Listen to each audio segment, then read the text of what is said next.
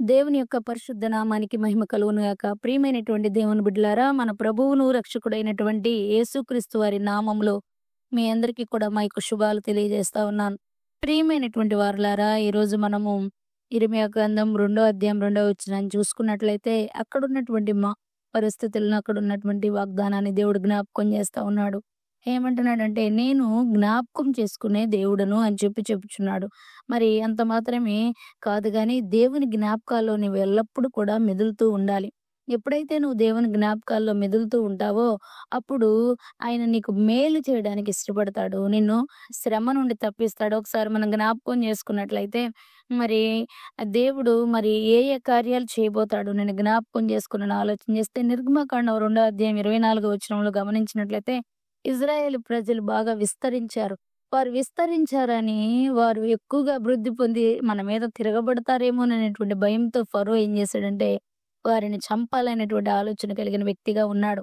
అయితే వాళ్ళని ఏ రీతిగా చంపాలనే ఆలోచనే కాదు గానీ, వాళ్ళని ఏం చేశాడంటే, వాళ్ళ యొక్క పని భారాన్ని పెంచాడు దేవుని బిడ్డలారా. మనకు తెలుసు ఆ విషయాలన్నీ. కానీ శ్రమ పెట్టిన కొలది గూడా వాళ్ళేం చేశారంటే విస్తరించారు. వాళ్ళంట మూలుగులతో, నిట్టూర్పులతో దేవునికి ప్రార్థన చేసినప్పుడంట, వారి మూలుగులను, నిట్టూర్పులను, వారి శ్రమను దేవుడు లక్ష్యమించి వారిని జ్ఞాపకం చేసుకున్నాడంట దేవుని బిడ్డలారా. వారి శ్రమలో దేవుడు జ్ఞాపకం చేసుకున్నాడంట. ఈరోజు నువ్వు ఏ శ్రమలో ఉండి మొరపెడుచు ఉన్నావో, ఏ పరిస్థితుల్లో ఉండి మూలుగుతూ ఉన్నావో, ఏ ఇబ్బందికరమైనటువంటి జీవితాన్ని నువ్వు గడుపుతూ ఉన్నావో, మరి దేవుడు మాట్లాడుతున్న మాట, నీ మూలుగులను, నీ పరిస్థితిని జ్ఞాపకానికి తెచ్చుకొని నీకు మేలు చేసే దేవుడును అని దేవుడు మాట్లాడుతా ఉన్నాడు దేవుని బిడ్డలారా. మరి దేవుడు జ్ఞాపకంలోకి మనం వచ్చినట్లయితే ఖచ్చితంగా దేవుడు మనల్ని ఏం చేస్తాడు? మరచిపోడు. అన్యాయస్తుడైన న్యాయాధిపతే మరి ఎదవరాల పక్షంగా వ్యాజ్యమాడినప్పుడు మన దేవుడు న్యాయాధిపతి అయిన దేవుడు గనక పక్షపాతం లేకుండా ఖచ్చితంగా మన జీవితాల్లో మేలు చేసే దేవుడని నేను చెప్పడానికి ఎంతగానో ఇష్టపడుతూ ఉన్నాను. అలాగే మరి న్యాయాధిపతుల గ్రంథం 16వ అధ్యాయం 28వ వచనంలో సంసోను కూడా మరి పాపంలో పడిపోయే దేవుని బిడ్డలారా, ఏ మాత్రం కూడా దేవుని ఎన్నుకున్న బిడ్డ అయినప్పటికి కూడా పాపంలో పడిపోయి ఆ పాపాన్ని జుర్రుకుంటూ తన భక్తిలోని, తన శక్తిలోని, తన పరిశుద్ధాత్మలోని ఉన్నటువంటి సీక్రెట్‌ని దెలీలా దగ్గర చెప్పినప్పుడు, మరి బలహీనపరచబడిన సమయాల్లో దేవునికి మొరపెట్టాడు దేవుని బిడ్డలారా. తన 2 కళ్ళ నిమిత్తం, మరి యొక్క శత్రువుల నిమిత్తం తనకి విజయము దయచేయమని దేవునికి మొరపెట్టినప్పుడు దేవుడు జ్ఞాపకం చేసుకుని, మరి సంసోనికి బలమిచ్చినట్లుగా మనం చూస్తా ఉన్నాం. నీ బలహీనతల్లో నీకు బలమిచ్చే దేవుడు నీ దేవుడని మర్చిపోవద్దు.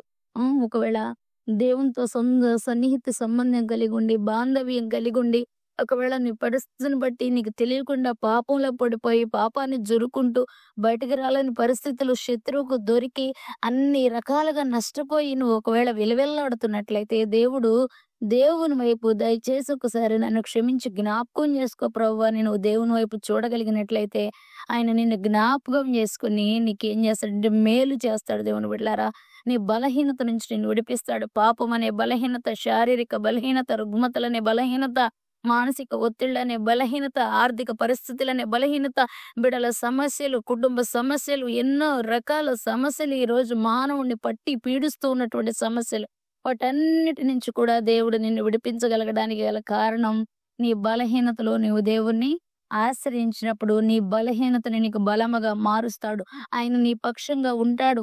నీ పక్షంగా ఉండి, నీ వెనుకుండి నిన్ను నడిపించేటువంటి వ్యక్తిగా ఉన్నాడు. నువ్వు బలహీనతలో ఉన్నప్పుడు, మరి కుందేలు చూసినట్లయితే, మరి బయట తిరుగుతా ఉన్నప్పుడు తనకి ఏనుగు గనక కనపడిందంటే, తనకు ఆధారమైనటువంటి పేటుల్లోకి వెళ్లి దాక్కుంటది దేవుని బిడ్డలారా. అలాగే నువ్వు శత్రువు నీ ముందు ప్రబలుచు ఉన్నప్పుడు నువ్వు కూడా నీకు ఆధారమైనటువంటి దేవునిలో నువ్వు దాక్కుని బలము తెచ్చుకోవాలి. దేవునిలో నువ్వు దాక్కుని నీ బలహీనతను జయించాలి దేవుని ద్వారా అని దేవుడు మాట్లాడుతా ఉన్నాడు. నీవు బలహీనుడు అని తెలిస్తే సాతాను నీ దగ్గర నుంచి పోడు. కాబట్టి నువ్వు బలహీనుడుగా కనపడక ప్రార్థనాపూర్వకంగా దేవుని శక్తిని ఆశ్రయిస్తే నువ్వు బలవంతుడిగా మారుతావు. నువ్వెప్పుడైతే బలవంతుడవని, ప్రార్థనాపరుడవని, విజ్ఞాపనకర్తవని సాతానుకు అర్థమైందో, వాడు నీ దగ్గరికి రావడానికి మరి ఏమాత్రం కూడా సాహసం చేయడని చెప్పడానికి నేను ఎంతగానో ఇష్టపడతా ఉన్నాను.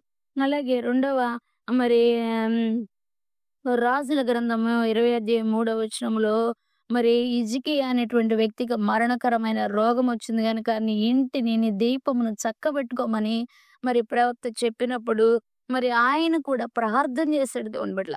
ప్రార్థన చేసినప్పుడు ఆ ప్రార్థన ఆలకించిన దేవుడు ఈ యొక్క హిజ్కియాని జ్ఞాపకం చేసుకున్నాడు దేవుని బిడ్డలారా.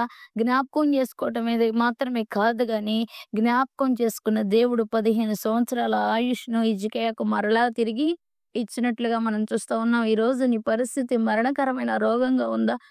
తాళలేకపోతున్నావా? చూడు హాస్పిటల్ చుట్టూ తిరుగుతూ ఏం చేయాలో అర్థం గాని పరిస్థితుల్లో తలబట్టుకొని నువ్వు యాతన పడుతున్నట్లయితే, నీవు చేసినటువంటి కార్యములను దేవునికి జ్ఞాపకం చేసిన యెడల, ఆయన నీ మరణ దశ నుండి జీవపు దశలోకి, నీ ఆయుష్‌ను పొడిగించే దశలోకి నిన్ను తీసుకెళ్తాడని చెప్పడానికి నేనెంతగానో ఇష్టపడుతూ ఉన్నాడు. మరి లూకాసు సువార్త 23 అధ్యాయం 42 వచనంలో కూడా మరి ఇద్దరు దొంగలు దేవునితో పాటు ఉన్నప్పుడు, మరి ఒక దొంగ నీవు నీ రాజ్యంతో కూడా వచ్చినప్పుడు నన్ను జ్ఞాపకం చేసుకో అన్నాడు. ఎందుకంటే దేవుని శక్తిని, దేవుని కృపని, దేవుని ఔన్నత్యాన్ని ఈ భక్తుడు చూసినట్లుగా మనం చూస్తా ఉన్నాం దేవుని బిడ్డలారా. దొంగగానే ఉన్నాడు గాని ఆయన పడుతున్న యాతన దొంగ హృదయాన్ని కదిలించింది. దొంగ హృదయానికి ఒక తనలో ఉన్నటువంటి పాపమేంటో తెలిసేటట్లుగా చేసింది దేవుని బిడ్డలారా. దేవుని ప్రేమ అలాంటి గొప్ప ప్రేమ. దేవుడు జ్ఞాపకం చేసుకుంటే దొంగవైన ఆ సమయంలో నీ హృదయం మారితే నిన్ను ఆయన రాజ్యములో జ్ఞాపకం చేసుకుంటాడు. వెంటనే అంటాడక్కడ, నీవు నాతో కూడా పరదేశివై ఉందువు అని చెప్పడం జరుగుతుంది దేవుని బిడ్డలారా. కాబట్టి ప్రియమైనటువంటి వారలారా, దేవుడు మనల్ని జ్ఞాపకం చేసుకునే దేవుడు. దేవుడు మనల్ని జ్ఞాపకం చేసుకోవాలంటే దేవునికి మనం ఎలా ఉండాలి అని ఆలోచన చేస్తే అన్ని విషయాల్లో కూడా మనం ప్రార్థన చేయాలి. శ్రమలో ఉన్నప్పుడు ప్రార్థన చేయాలి. పాపంలో పడి బలహీనమైనప్పుడు ప్రార్థన చేయాలి. మరణకరమైన పరిస్థితులు మనల్ని చుట్టుముట్టినప్పుడు ప్రార్థన చేయాలి. ఒకవేళ దేవుని యొక్క ఔన్నత్యానికి మనకి గనక దేవుని యొక్క ఔన్నత్యాన్ని గుర్తించగలిగినప్పుడు కూడా ప్రార్థన చేసి నీ రాజ్యంలో నన్ను కూడా జ్ఞాపకం చేసుకుని నాకు కూడా అవకాశం ఇవ్వు తండ్రి అని దేవుణ్ణి అడిగి మనం ఏం చేయాలంటే ప్రార్థనా పూర్వకంగా అడిగినప్పుడు ఆయన జ్ఞాపకం చేసుకుని మన పరిస్థితులన్నిటి నుంచి కూడా మనల్ని మేలుకరమైనటువంటి పరిస్థితుల్లోకి తీసుకెళ్ళడానికి ఇష్టపడుతూ ఉండే దేవుడై ఉన్నాడు. కాబట్టి మనం ఎలా ప్రార్థన చేయాలంటే మన బలహీనతలతో మొరపెట్టాలి. మన పరిస్థితులన్నిటిలో ఆయనకు మొరపెట్టినప్పుడు తెలియని ఒక బలము, తెలియని ఒక శక్తి, తెలియని యొక్క మనశ్శాంతి మన జీవితాల్లో చోటెల్లుతాయి అని చెప్పడానికి నేను ఎంతగానో ఇష్టపడుతున్నాను దేవుని బిడ్డలారా. కాబట్టి దేవుని యొక్క జ్ఞాపకాల్లో మనం ఉండేలాగా మన జీవితాలు ఉండాలని నేను కోరుకుంటూ ఆ రీతిగా దేవుని సన్నిధిలో మరి ప్రార్థన చేస్తూ ఉన్నాను. కాబట్టి ఇటు మాటలు ప్రభు మన వినికిడిలో దీవించును గాక.